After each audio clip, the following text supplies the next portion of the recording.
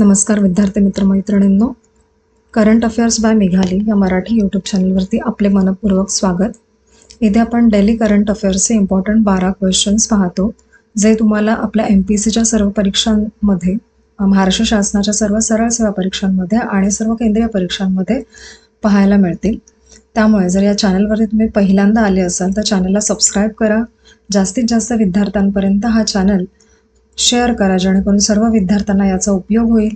आणि माझे हे एफर्ट जर तुम्हाला आवडत असतील तर चॅनलला लाईक जरूर करा. तर पाहूयात 4 जानेवारी 2026चे डेली करंट अफेअर्स.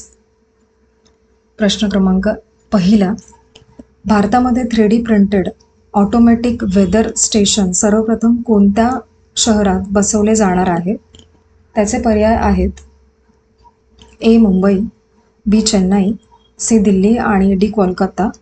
तर याचं योग्य उत्तर आहे सी दिल्ली.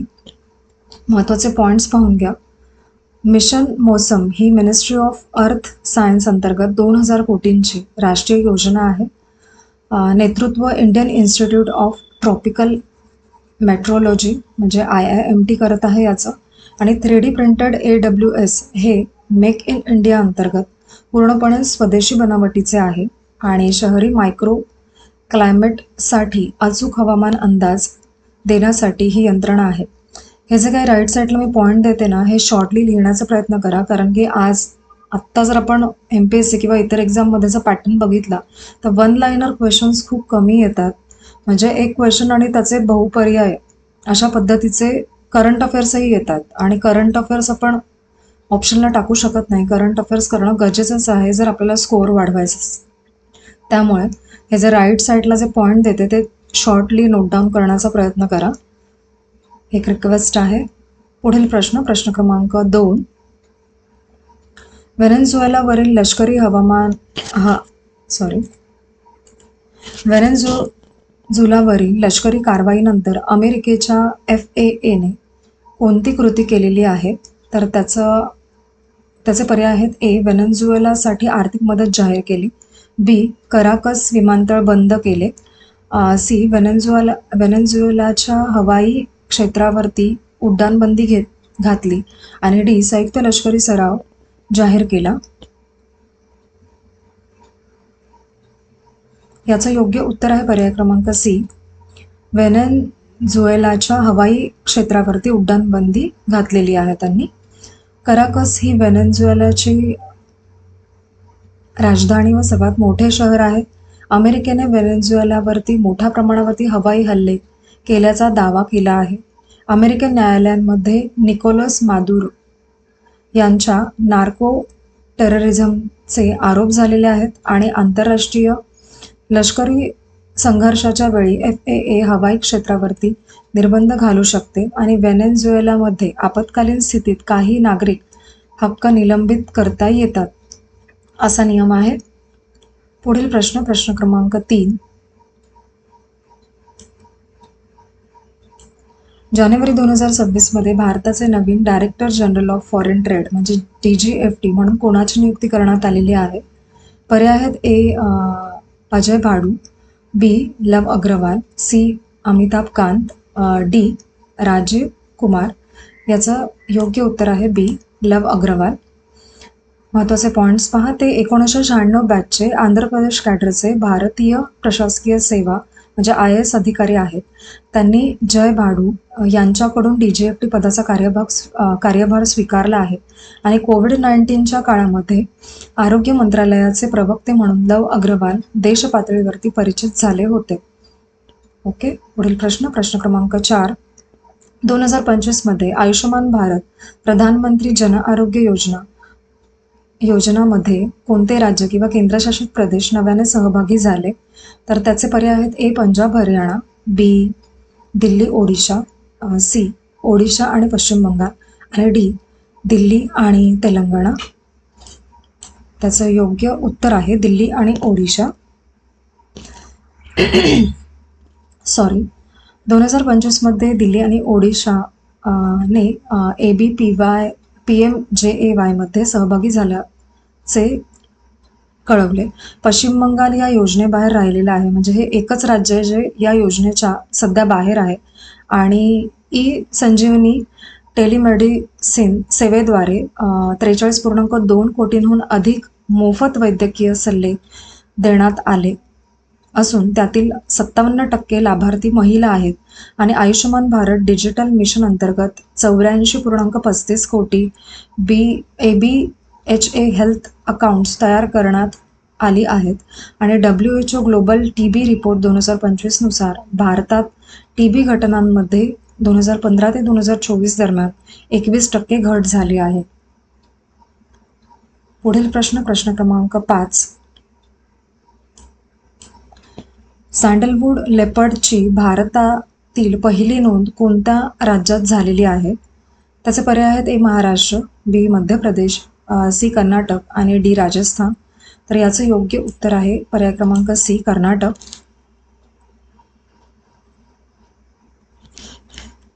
सँडलवूड लेपर्ड हा भारतातील बिबट्याचा अतिदुर्मिळ रंगरूप म्हणजे कलर मॉर्फ आहे आणि स्वतंत्र प्रजाती नाही आहे.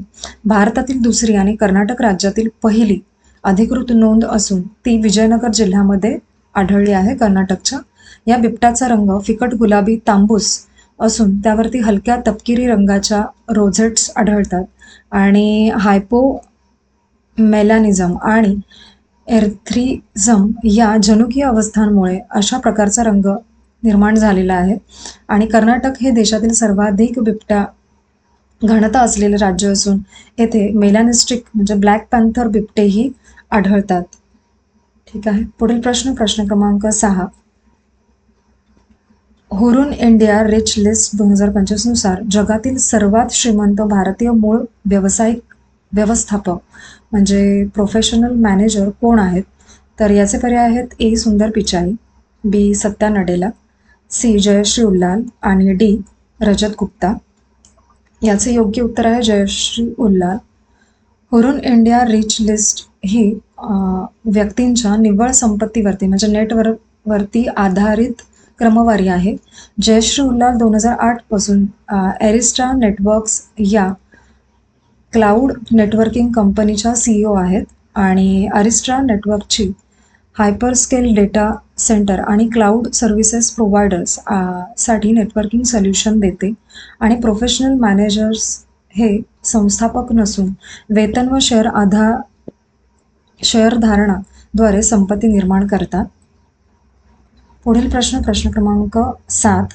52 उपग्रह एकाच वेळी कक्षेत यशस्वीपणे प्रक्षेपित करण्याची घोषणा कोणत्या देशाने केली आहे? पर्याय आहे चीन, बी आहे अमेरिका, सी रशिया आणि डी जपान. याचे योग्य उत्तर आहे पर्याय क्रमांक सी रशिया. महत्त्वाचे पॉईंट आहे रेस्कोमॉस ही रशियाची राष्ट्रीय अंतराळ संस्था म्हणजे स्पेस एजन्सी आहे. सोयूज 2.1B रॉकेटद्वारे एकाच वेळी 52 उपग्रह कक्षेत प्रक्षेपित करण्यात आले. हा दुसरा जो पॉईंट आहे तो महत्त्वाचा आहे. आणि या क्षेत्रामध्ये AIST 2T प्रकारचे 2 उपग्रह समाविष्ट होते. हे उपग्रह जंगलातील आग, पूर आणि नैसर्गिक आपत्तीचे निरीक्षण करण्यासाठी वापरले जातात. पुढील प्रश्न क्रमांक 8. थॅलेसेमिया ॲनिमियासाठी पहिली तोंडावाटे घेणारी औषधी गोळी म्हणजे ओरल पिल अलीकडे कोणत्या संस्थेने मंजूर केलेली आहे? पर्याय आहेत: ए WHO, बी आहे EMA म्हणजे युरोपियन मेडिसिन एजन्सी, सी आहे US FDA आणि डी आहे ICMR. याचं योग्य उत्तर आहे US FDA. मेटापिव्हेट हे प्रुव्हेट केन्स ॲक्टिवेटर म्हणून कार्य करून लाल रक्तपेशींचे आयुष्य वाढवते. हे औषध ट्रान्सफ्युजन डिपेंडंट आणि नॉन ट्रान्सफ्युजन डिपेंडंट दोन्ही थॅलेसेमिया रुग्णांसाठी मंजूर आहे. आत्तापर्यंत थॅलेसेमियाच्या उपचारासाठी नियमित रक्त संक्रमण हा मुख्य उपाय होता आणि भारतामध्ये जगातील सुमारे 1/8 थॅलेसेमिया रुग्णांचा भार आहे आणि थॅलेसेमिया हा एक अनुवांशिक म्हणजे जेनेटिक रक्तविकार आहे आणि ज्यामध्ये शरीरात सामान्य हिमोग्लोबिन प्रथिन अपुऱ्या प्रमाणात तयार होते असा आजार आहे. पुढील प्रश्न क्रमांक 9. India New Zealand free trade agreement म्हणजे FTA संदर्भात खालीलपैकी कोणते विधान योग्य आहे? पर्याय क्रमांक ए, हा कर प्रधान म्हणजे टॅरिफ सेंट्रिक करार आहे. बी आहे हा RCEP चा भाग म्हणून करण्यात आलेला आहे. सी, या करारात सेवा, गुंतवणूक व मोबॅलिटीवरती अधिक भर आहे. डी, भारताने सर्व कृषी उत्पादनांवरील शुल्क काढून टाकले आहे. त्याचे योग्य उत्तर आहे पर्याय क्रमांक सी. या करारात सेवा, गुंतवणूक व मोबॅलिटीवरती अधिक भर आहे. महत्त्वाचे पॉईंट्स पहा. या कराराअंतर्गत 5,000 भारतीय व्यावसायिकांना 3 वर्षांचे वर्क व्हिसा मिळणार आहेत. भारताने ग्रामीण उपजीविका संरक्षणासाठी सुमारे 30% टॅरिफ लाईन्स कराराबाहेर ठेवल्या आहेत. दुग्ध व्यवसाय हा न्यूझीलंडचा निर्यातीचा प्रमुख भाग असूनही भारताने तो FTA मधून वगळला आहे आणि हा करार भारताच्या RCEP म्हणजे रिजनल कॉम्प्रेहेन्सिव्ह इकॉनॉमिक पार्टनरशिप मधून बाहेर पडण्याच्या अनुभूतीतून शिकलेली सावध व्यापार धोरणाची दिशा दर्शवितो. पुढील प्रश्न क्रमांक 10. भारताची पहिली राष्ट्रीय पातळीवरील AI संशोधन संस्था इंडियन AI रिसर्च ऑर्गनायझेशन म्हणजे IAIRO कुठे स्थापन करण्यात आलेली आहे? त्याचे पर्याय आहेत ए, बंगळूर, बी आहे हैदराबाद, सी आहे गिफ्ट सिटी गांधीनगर येथे आणि डी आहे पुणे. तर याचं योग्य उत्तर आहे सी, गिफ्ट सिटी गांधीनगर येथे. महत्त्वाचे पॉईंट्स आहेत. IAIRO ची स्थापना गुजरातमधील गिफ्ट सिटी गांधीनगर येथे करण्यात आली. ही संस्था पब्लिक प्रायव्हेट पार्टनरशिप म्हणजे PPP मॉडेलवरती कार्यरत आहे आणि या संस्थेद्वारे जानेवारी 2026 पासून ही कार्यान्वित झालेली आहे आणि फार्मा, हेल्थ, क्लायमेट आणि एनर्जी या क्षेत्रांसाठी प्रगत AI संशोधन व नवोन्मेष हा IAIROचा मुख्य उद्देश आहे. ठीक आहे. पुढील प्रश्न क्रमांक 11. भारताची पहिली सरकारी रुग्णालय आधारित आर्टिफिशियल इंटेलिजन्स क्लिनिक कुठे सुरू करण्यात आलेले आहे? त्याचे पर्याय आहेत A, AIIMS Delhi, B, KGMU Lucknow, C, GIMS Greater Noida, D, SGPGI Lucknow. तर याचं योग्य उत्तर आहे पर्याय क्रमांक सी, GIMS ग्रेटर नोएडा. महत्त्वाचे पॉईंट्स आहेत. ही AI clinic GIMS centre for medical innovation अंतर्गत कार्यरत आहे.